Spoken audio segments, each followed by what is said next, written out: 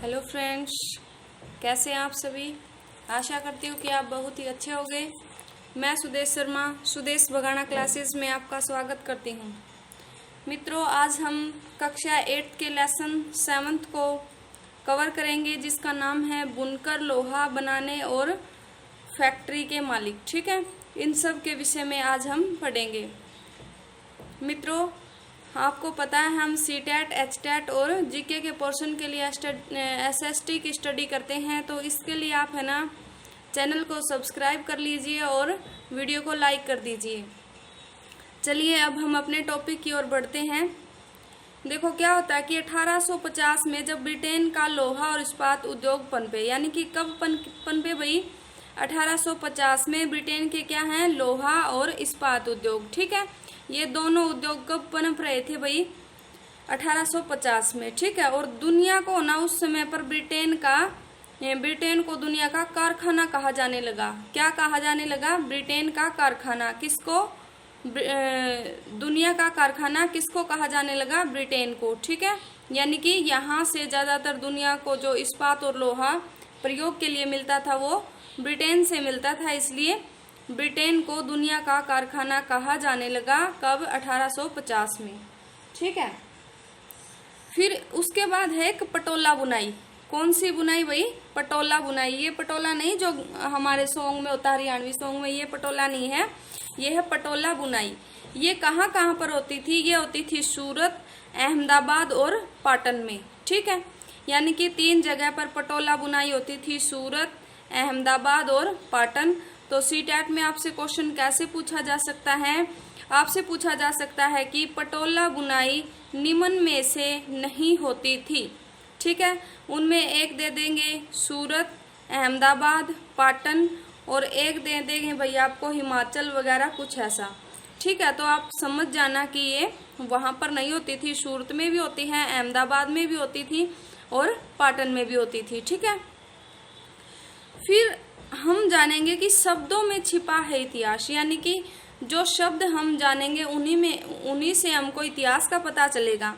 ये कैसे चलेगा? देखो, यूरोप के व्यापारियों ने भारत से आया सूती कपड़ा सबसे पहले इराक के मोसुल शहर में देखा था। कहाँ पर देखा था भाई? मोसुल शहर में। ये मोसुल शहर कहाँ का था?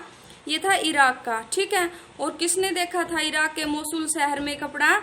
यूरोप वासियों ने देखा था। ठीक है, फिर क्या होता है, इसकी बुनाई के आधार पर, यानी कि जो इसकी बारीक बुनाई थी, और इसी के कारण इसको क्या कहने लगे? मसलिन। और हम क्या बोलते थे इस कपड़े को? मलमल। ठीक है, भारत में तो इसको क्या बोला जाता था? मलमल। और ये जो यूरोपीय लोग हैं ये इसको क्या कहने लगे? मसलिन। ठीक है, यानी कि मलमल से ही कौन सा रूप निकला इसका? मसलिन। ठीक है, मसालों की तलाश में जब पुर्तगाली भारत आए तब उन्होंने केरल के तट पर, यानी कि कालीकट में डेरा डाला था। इस बात का आपको पता है, मैंने पीछे वीडियो में बताया है आपको। यानी कि जब यूरोपीय आए थे, पुर्तगाली आए थे, पुर्तगालियों ने क्या किया था? कालीकट पर अपना डेरा डाला था। डेरा डालना मतलब वहां पर वो रहने लग गए थे। ठीक है, कालीकट से वे है ना सूती कपड़ा भी ले जाते थे। क्या लेकर जाते थे? सूती कपड़ा लेकर जाते थे। कहाँ से लेकर जाते थे? कालीकट से। तथा कालीकट के नाम पर ही सूती कपड़े का नाम पड़ा, जिससे क्या कहा जाने लगा? कैलिको।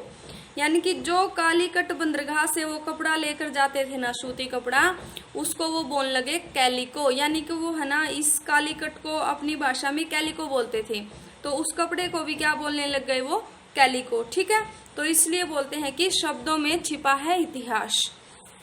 तो देखो, मसलिन से बना मलमल और कालीकट से बन गया कैलिको। ये सूती वस्त्र के लिए प्रयोग करते थे वे लोग। ठीक है, भारत की सूती व रेशमी कपड़े की 98 किस्मों का ना जिक्र है एक ब्रिटिश ऑर्डर में। यानी कि ब्रिटेन से ऑर्डर आता था कि हमें ये कपड़े चाहिए, तो उसमें ना 98 प्रकार की जो कपड़े की प्रकृति है, यानी कि कपड़े के प्रकार है, उनका वर्णन है वहां पर। ठीक है, एक है पीस गुड्स। यानी कि पीस गुड्स का अर्थ क्या है?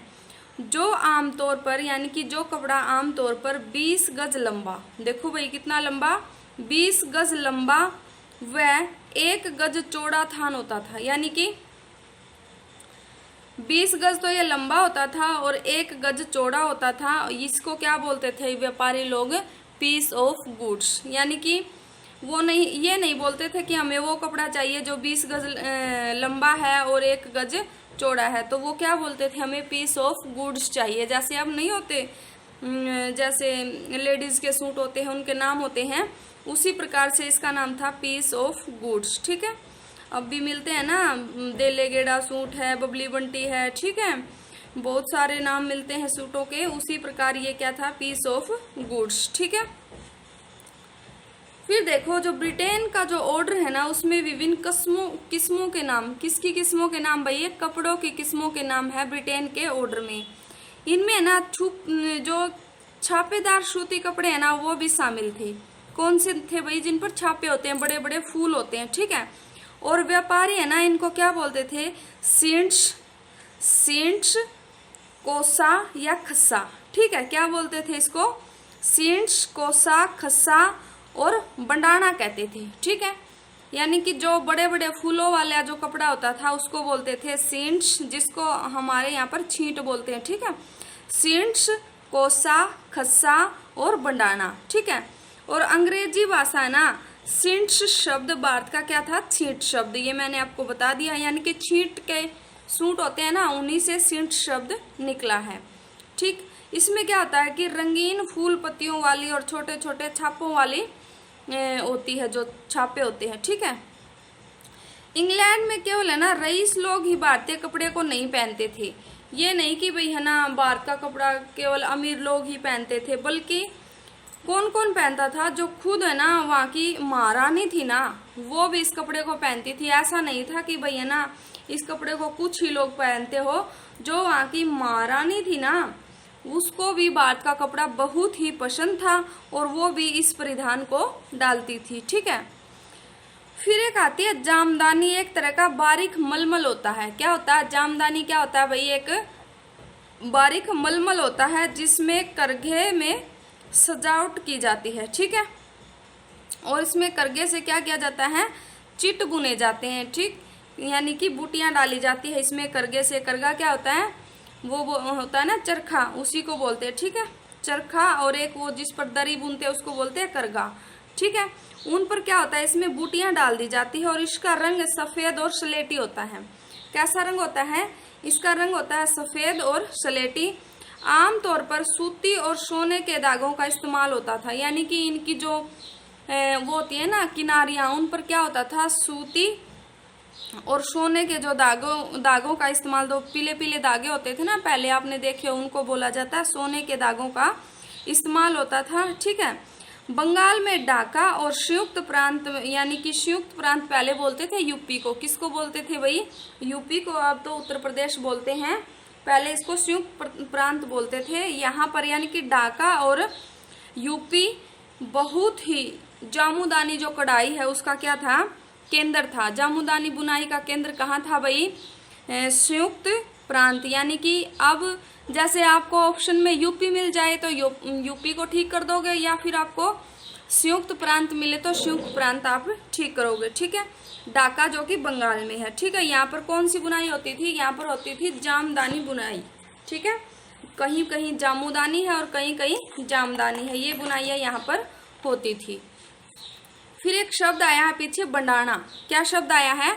बंडाना। यानी कि इस बंडाने के विषय में भी हम पढ़ लेते हैं। ये है ना गले या सिर पर पहनने वाले चटक रंग के छापेदार गुलूबंद से यानी कि किया जाता है। यानी कि क्या होता है? देखो, बंडाना तो वो बोलते थे ब्रिटेन के लोग। ठीक है, हम क्या बोलते हैं इसको? बांधना। भारत में क्या बोलते हैं? बांधना। देखो, आपने देखा हो भाई राजस्थान या गुजरात साइड का व्यक्ति है ना, अपने सिर पर एक बड़ा सा खंडका बांधे मिलता है। ठीक है, उसी को बोलते हैं बंडाना। ठीक, यानी कि जो गुलीबंद है या फिर जो सिर पर खंडका डालते हैं उसी को बंडाना बोलते हैं। फिर होता है कि 1720 में ब्रिटिश सरकार ने इंग्लैंड में छापेदार सूती कपड़े और छींट के इस्तेमाल पर पाबंदी लगाने के लिए कानून पारित कर दिया। अब हम ये सोचेंगे कि भाई देखो, पहले तो इतनी डिमांड थी ब्रिटेन की हमारे वस्त्र के लिए, लेकिन फिर अब क्या हुआ कि उन्होंने अपनी डिमांड को कम कर दिया और उस पर क्या किया कि पाबंदी लगा दी। ठीक है, क्यों लगाई होगी भाई, ये सोचो। जैसे भाई भारत का कपड़ा ना बहुत ही अच्छी क्वालिटी का होता था, और यूरोप में क्या होता था, यानी कि ब्रिटेन में क्या होता था कि वहां पर मशीनों से बनाया जाता था। फिर क्या हुआ, जो ब्रिटेन में जो कपड़ा बनता था ना उसकी डिमांड खत्म हो गई, ठीक है। डिमांड खत्म हो गई तो उनकी क्या हो गई, जो उनके वर्कर थे, जो उनकी लेबर थी, वो क्या हो गई, बेरोजगार हो गई, ठीक है। बेरोजगारी के कारण देश को क्या एक्शन लेना पड़ा कि भाई भारत का जो कपड़ा है उस पर पाबंदी लगा दो, ठीक। तो जो ये पाबंदी लगाई थी ना उसी को फिर क्या बोला गया, कैलिको अधिनियम बोल दिया। यानी कि जो कानून बनाया कपड़े की पाबंदी के लिए उसको बोल दिया कैलिको अधिनियम। देखो, कपड़े को भी कैलिको बोला गया और जो पाबंदी का कानून बनाया उसको भी कैलिको अधिनियम बोल दिया गया।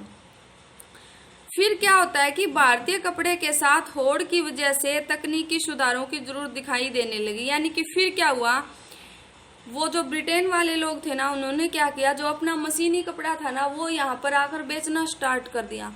वो इतना सुंदर नहीं होता था, लेकिन क्या होता था उसके अंदर, वो ना बिल्कुल कम कॉस्ट पर मिलता था। यानी कि भारत का कपड़ा यदि 100 रुपए का एक कमीज मिलता है तो वो 10 रुपए का मिलता था, इतना डिफरेंस था उनकी कॉस्ट में। तो फिर क्या हुआ कि भारत इसके साथ होड़ नहीं कर पाया। होड़ क्या होता है, प्रतियोगिता, ठीक। भारत की और इस कपड़े के साथ प्रतियोगिता नहीं हुई। क्यों नहीं हुई भाई, क्योंकि भारत में जो कार्य होता था वो हाथों से होता था, हाथों से बुनाई कताई ये सब हाथों से होता था, इसलिए नहीं हो पाया, ठीक है। और भारत में क्या थी, परंपरागत तकलियां थी जो कि उत्पादकता बढ़ाने के लिए सक्षम नहीं थी। यानी कि जैसे एक मजदूर एक दिन में जितना कपड़ा बना सकता है, जैसे 4-5 मीटर कुछ ऐसा बना सकता है, उससे ज्यादा वो नहीं बना सकता था, क्योंकि उसके पास क्या नहीं था, टेक्निक्स नहीं थी उसके पास, ठीक है। फिर क्या होता है कि 1764 में जॉन ने स्पिनिंग जेनी का आविष्कार कर दिया, ठीक है। क्या कर दिया, स्पिनिंग जेनी का आविष्कार कर दिया, जिससे क्या हुआ, ब्रिटेन में जो है ना कपड़े का उत्पादन और भी तेजी से हो गया। और फिर क्या होता है कि 1786 में रिचर्ड आर्कराइट ने वास्प इंजन का आविष्कार कर दिया, ठीक है भाई। ये दोनों बात बिल्कुल इम्पोर्टेंट है कि स्पिनिंग जेनी का आविष्कार किसने किया, जॉन ने, ठीक है, जॉन के ने, ठीक है।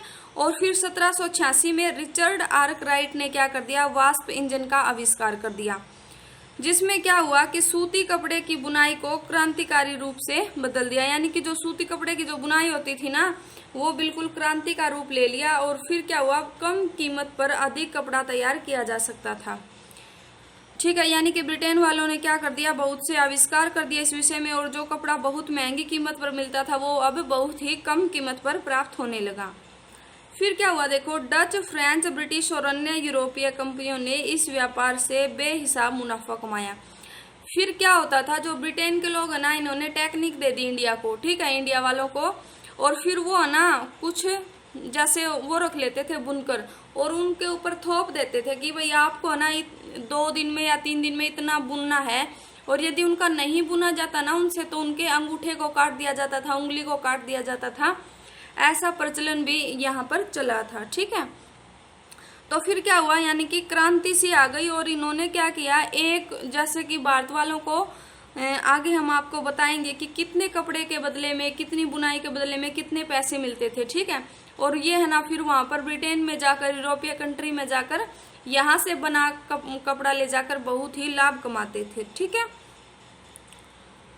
और फिर क्या हुआ, भारत आकर ये क्या करते थे, चांदी के बदले में सूती और रेशमी कपड़े खरीदती थी, ठीक है। जब उस समय क्या था कि इनके पास भारतीय करेंसी नहीं थी, तो ये क्या करते थे, सोने और चांदी के बदले में भारत के कपड़े खरीदते थे। जो है ना उत्तरी आंध्र प्रदेश है ना उसके जो तट पर है ना, कोरोमंडल तट के साथ साथ है ना सूती कपड़े का बिल्कुल ही केंद्र दिखाई पड़ता है, ठीक है। वहां पर ज्यादा कपड़ा बुना जाता था और लगभग अब भी बुना जाता है, ठीक।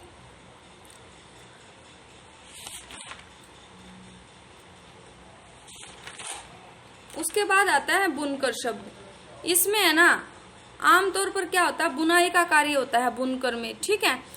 और जो बुनाई करने वाले समुदाय हैं वो क्या होते हैं, कारीगर होते हैं। और इनमें कौन कौन शामिल है, बंगाल के तांती, उत्तर भारत के जुलाहे, या मोनिन।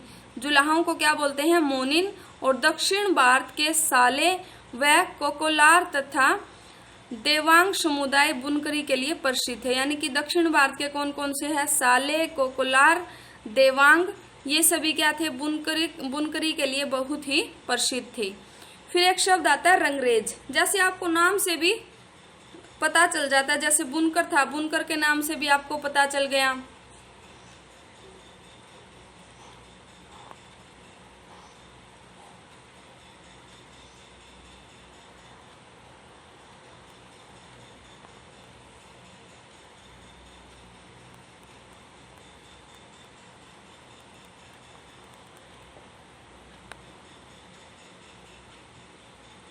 ठीक है। फिर उसके बाद आता है रंगरेज। ये रंगरेज क्या होता है? ये ना धागे को रंग देने वाले होते हैं, यानी कि धागे को जो रंगते हैं उनको रंगरेज बोलते हैं। और छपाईदार कपड़ा बनाने के लिए इनकी जरूरत होती है। किसकी होती है? रंगीन धागों की। ठीक है। इनकी है ना छपाई ठप्पे से भी होती है, जैसे कि कपड़ा है उसके ऊपर ठप्पा लगा दिया तो भी वो रंग का रूप धारण कर लेती है। और बहुत सारे लोगों की इसी कार्य से क्या चलती थी? रोजी रोटी चलती थी। ठीक है। फिर वही सिर्फ आज हम इतना ही कर लेते हैं। कल हम भारतीय कपड़े का जो पतन है उसके विषय में पढ़ेंगे और फिर आगे पढ़ेंगे हम, जैसे कि जो सूती कपड़े की जो मिलें हुई हैं उनके उदय के विषय में पढ़ेंगे। तो तब तक के लिए आप अपना ध्यान रखिए और जो इम्पोर्टेंट बातें इसमें आई हैं उनको आप अपनी नोटबुक में नोट कर लीजिए और वीडियो को लाइक, चैनल को सब्सक्राइब कर दीजिए। ठीक है। तब तक के लिए स्वस्थ रहिए, मस्त रहिए, अपना ध्यान रखिए।